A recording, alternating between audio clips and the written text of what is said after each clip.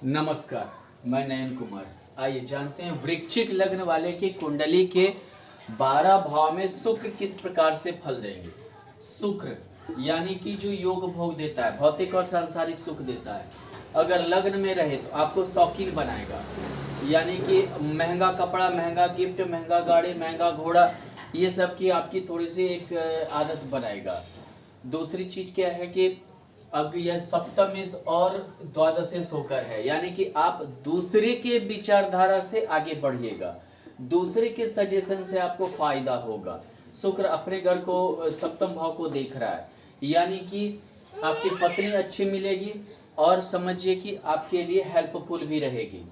अगर शुक्र के साथ यहाँ मान लीजिए कि गुरु रहे तो ये समझिए कि आपका हमेशा धन की ओर ही ध्यान रहेगा, यानी कि आप पंचमी होकर यहाँ गुरु की दृष्टि है। हालांकि आप धार्मिक विचारधारा के होंगे, धर्म कर्म पे आप विश्वास भी करेंगे और ये समझिए कि ये अध्यात्म की ओर ले जाएगा, आपको धार्मिक यात्रा भी करवाएगा।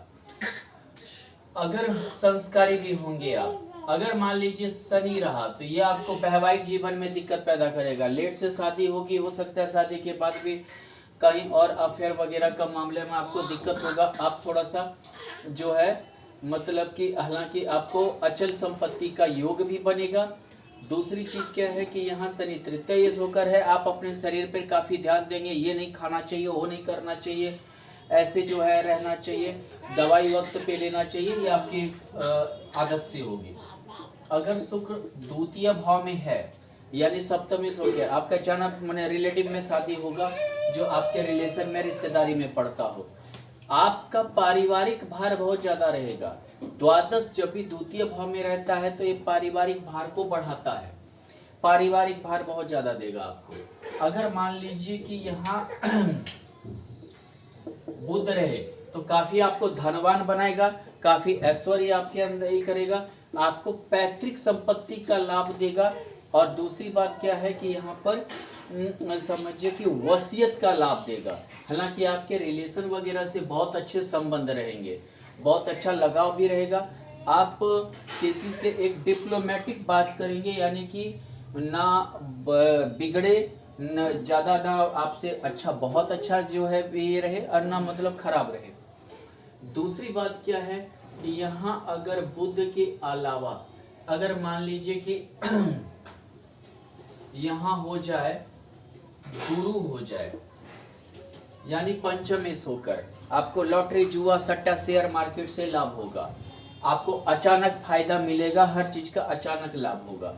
अष्टमेश पर अष्टम भाव पे दृष्टि है, यहाँ पे अगर देखें तो गुरु एक तो पंचमेश है, एक द्वितीय ये सौगरी होकर है, यानी पैतृक संपत्ति भी का भी लाभ देगा और काफी धनवान देगा, बनाएगा, आपको रोटी कपड़ा मकान का दिक्कत नहीं होने देगा। अगर मान लीजिए कि शुक्र तृतीय भाव में हो, अगर शुक्र तृतीय भाव में है तो यहाँ जो है आपको अपने सामर्थ्य से कमाने का हालांकि योग बनेगा, लेकिन जो है आपको जो है बहुत ज़्यादा आप हिम्मती नहीं होंगे। हमेशा आप एक मतलब बात विवाद से ही जो है सॉल्व मुद्दा को करना चाहेंगे। आप अच्छा चित्रकार हो सकते हैं, अच्छा मतलब समझिए कि लेखक हो सकते हैं, आपको प्रकृति से प्रेम करवाएगा, लेकिन आप जो है बहुत ज़्यादा मतलब ये नहीं हो सकेंगे जैसे कि एक बहुत ज़्यादा हिम्मती हो या बहुत ज़्यादा मतलब जूझने की क्षमता आप में नहीं देगा। अगर मान लीजिए कि ये शुक्र थोड़ा द्वादश होकर है, दूसरे पर डिपेंड भी करवाएगा।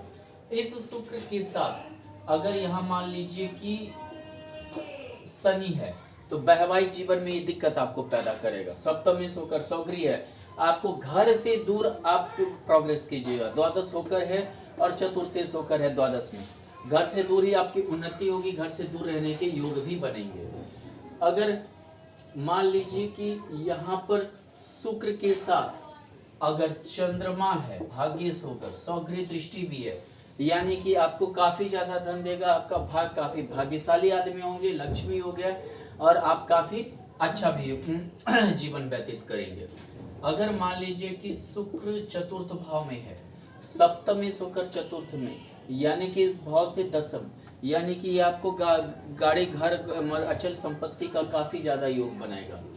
द्वादश होकर है, यानी कि आपको कहीं बाहर से भी संपत्ति मिलने के योग रहेंगे, कहीं बाहर से भी कमाई होने के योग रहेंगे। हो सकता है कि आप कहीं बाहर रहते हो और फिर आप अपना जो है स्टेबल घर की ओर आप अपने संपत्ति को या बिजनेस को या व्यापार को आपने किया, व्यापारिक लाभ बहुत ज्यादा देगा। दूसरी बात क्या है, यहाँ अगर मंगल है तो ये आपके वैवाहिक जीवन को दिक्कत पहुंच जाएगा। षष्ठी होकर मंगल है सप्तम इसके साथ, घर में हमेशा कलह का वातावरण रहेगा। या मांगलिक कुंडली भी मंगल बनाता है, ये आपके लाइफ को बर्बाद कर देगा, यानी कि आपका वैवाहिक जीवन बहुत ही खराब गुजरेगा। हो सकता है डिवोर्स, लड़ाई झगड़े के योग बने। अगर मान लीजिए कि यहाँ शुक्र के साथ चंद्रमा है तो आपको काफी ज्यादा अचल संपत्ति के योग बनाएंगे, धन देंगे, दौलत देंगे। आपको पत्नी से भी जो है धन या मतलब कि लाभ मिलेगा। अगर मान लीजिए यहाँ शुक्र उच्च का है तो ये आपको संतान का काफी अच्छा योग देगा, काफी विद्या का योग देगा, काफी आप अग्रसर होंगे। दूसरी बात, आपकी लव मैरिज हो सकती है, आप हो सकता है कि मतलब विद्या के लिए बाहर भी जाए। अगर मान लीजिए इसके साथ गुरु है तो आप ये समझिए कि आप कोई नए विचारधारा के साथ आगे बढ़ेंगे। आप फैशन डिजाइनिंग वगैरह में जा सकते हैं, आप एक्टिंग में जा सकते हैं, आप अच्छा लॉयर भी हो सकते हैं। गुरु की दृष्टि यहाँ पर है, यानी आपको धार्मिक प्रवृत्ति देगा। लग्न पर भी है, धार्मिक विचारधारा आपकी रहेगी। दूसरी बात क्या है कि आपको उच्च डिग्री का प्राप्ति होगा, धार्मिक यात्रा भी करवाएगा। अगर मान लीजिए कि यहाँ शुक्र षष्ठ भाव में है तो आपका जो है सप्तमी होकर षष्ठ भाव में होना, यानी कि आपको रोग भी देगा क्योंकि यहाँ द्वादशेश भी है, और आपका जो है पारिवारिक लाइफ को डिस्टर्ब करेगा। हालांकि जो है आपको घर से दूर उन्नति कुछ हो सकता है, लेकिन जो है ये वैवाहिक जीवन को आपका सुखी नहीं रहने देगा, आपको रोग वगैरह भी देगा। आपको जो है मतलब कि बहुत सारा जैसे घाव ताव होने की परेशानी बनी रहेगी। अगर इसके साथ मंगल है तो ये समझ जाइए कि आपकी वैवाहिक जीवन को ये कोर्ट कचहरी वगैरह का योग है, डिवोर्स का योग बना देगा और आप काफी ज्यादा परेशान होंगे। हालांकि लग्नेश होकर है आपके अंदर सेवा की भावना भी देगा, लेकिन आपका जो है पारिवारिक जिंदगी ठीक नहीं करेगा। अगर मान लीजिए कि यहाँ सूर्य है, अगर सूर्य है तो यहाँ पर आपको कंपटीशन में विजय दिलवाएगा, सरकारी नौकरी का योग बनाएगा। आप काफी मतलब एक समझिए कि हर चीज में अग्रसर वाली प्रवृत्ति आपकी रहेगी, आगे बढ़ने की प्रवृत्ति रहेगी और किसी से डरिएगा नहीं और काफी उन्नति भी कीजिएगा।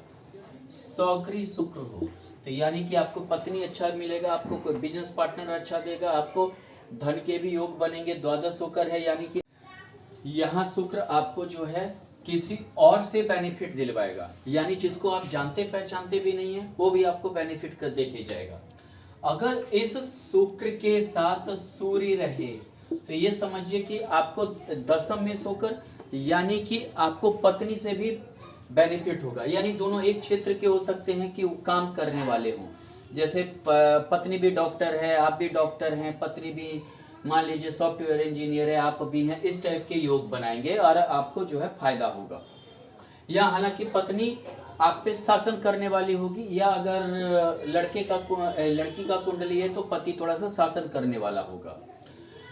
अगर मान लीजिए कि इस शुक्र के साथ यहाँ अगर शुक्र के साथ मान लीजिए कि यहाँ शनि हो गया तो ये चतुर्थेश और तृतीयेश हो गए। आपकी शादी लेट से होगी, मान ली बहुत ज्यादा लेट से होगी।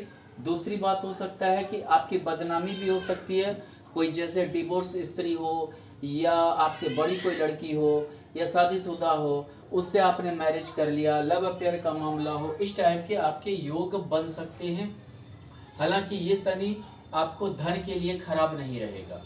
अगर मान लीजिए कि शुक्र यहाँ अष्टम भाव में हो तो अष्टम भाव में द्वादश होकर है और सप्तमेश होकर है, यानी कि आप मतलब कि पत्नी से आरोप प्रत्यारोप होगा, गाली गलौज होगी, यानी तो समझिए वैवाहिक संबंध ठीक नहीं होगा। अगर मंगल रहा इसके साथ तो ये डिवोर्स का योग बनाएगा। यहाँ हालांकि आपको शुक्र भौतिक सांसारिक सुख लेट से देगा, यानी समझिए कि काफी जद्दोजहद के पास। अगर शुक्र रहा तो आपकी वजह से, आपके मतलब की गलती की वजह से आपकी डिवोर्स होगी, पारिवारिक जिंदगी खत्म हो जाएगी। किसी और से संबंध के पीछे, या पत्नी से असंतुष्टता की वजह से। अगर मान लीजिए इसके साथ अगर यहाँ पर सूर्य है तो भी आपको वैवाहिक जीवन में तकलीफ पैदा होगा। हालांकि एक चीज़ है कि आप जॉब करेंगे, आप मान लीजिए कि कमाने की जो है कुछ ऐसे चीज़ों में करेंगे जो हो सकता है कि आप रिसर्चर हों, वैज्ञानिक हों, लेकिन थोड़ा दिक्कत होगी वैवाहिक जीवन लेकर। अगर मान लीजिए कि यहाँ शुक्र है तो आपको विदेश जाना पड़ेगा, वो आपके विवाह के बाद या सहयोगी मिलने के बाद आपका भाग्योदय होगा। हो सकता है विदेश से लिंक हो और काफ़ी ज़्यादा सुखी हो, मतलब हर भौतिक सुख का उपभोग कर सके। यहाँ इसके साथ अगर चंद्रमा है तो भाग्यश होकर है, आपका भाग्य कभी पीछा नहीं छोड़ेगा, आप काफ़ी भाग्यशाली होंगे। विवाह के बाद हो सकता है बहुत ज़्यादा आप राइज करने वाले हैं। अगर मान लीजिए यहाँ उच्च का गुरु है, उच्च डिग्री दिलवाएगा, पीएचडी मास्टर डिग्री, कोई चीज़ में रिसर्च करेंगे, किसी भी चीज़ में आपकी बहुत ज़्यादा उन्नति दिलवाएगा। पंचम भाव में संतान के योग बनाएंगे, धार्मिक यात्रा करवाएगा और आप काफ़ी धार्मिक व्यक्तित्व होंगे। अगर मान लीजिए कि शुक्र दसम भाव में है तो आपके पत्नी वही काम करेगी जो आप करेंगे। जैसे कि मान लीजिए आप डॉक्टर हैं या इंजीनियर हैं, आपकी पत्नी भी है, आपके सहयोगी काफ़ी ज़्यादा सहयोग भी करेगी। और अगर मान लीजिए इसके साथ सूर्य है तो आप गवर्नमेंट जॉब करेंगे, गवर्नमेंट से आपको फ़ायदा होगा। गवर्नमेंट सरकारी ठेका, सरकारी लाभ या सरकारी चीज़ों से उन्नति, सरकार से घर द्वार मिलने के भी योग बनेंगे। अगर मान लीजिए यहाँ शुक्र के साथ, हाँ यहाँ पर शुक्र एक चीज़ है कि द्वादश भी होकर है तो आपको जो है बाहर से भी बेनिफिट दिलवाएगा, आपको बाहर के बिजनेस या कर्मों से जोड़ेगा। अगर मान लीजिए कि यहाँ शुक्र के साथ अगर यहाँ चंद्रमा है तो ये समझिए आप काफ़ी भाग्यशाली हैं। आप मान लीजिए जहाँ जॉब करते हैं वही हो सकता है कि किसी से लव अफेयर में विवाह हो, और हो सकता है कि आप काफ़ी उन्नति करें, काफ़ी धनवान हो जाए। हो सकता है आपकी पत्नी आपसे ज़्यादा धनवान हो और उनके ही जो है में सागिर्द में आप वर्क भी करें।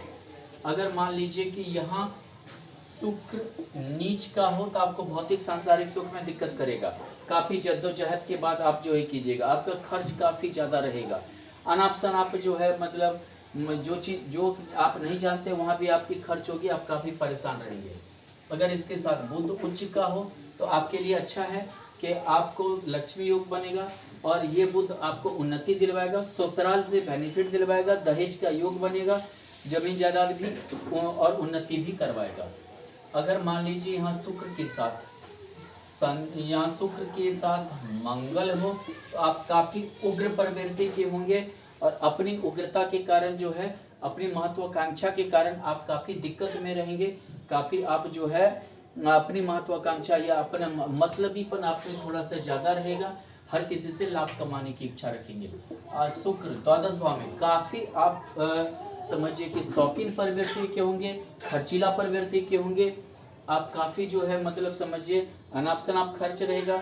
हालांकि यहाँ सप्तमे शुक्र द्वादश में शुक्र है, यानी पत्नी से जो है हो सकता है कि आप पारिवारिक भार ना उठाना चाहें या पत्नी से तनाव रहे या जो है पत्नी आपको छोड़ दे।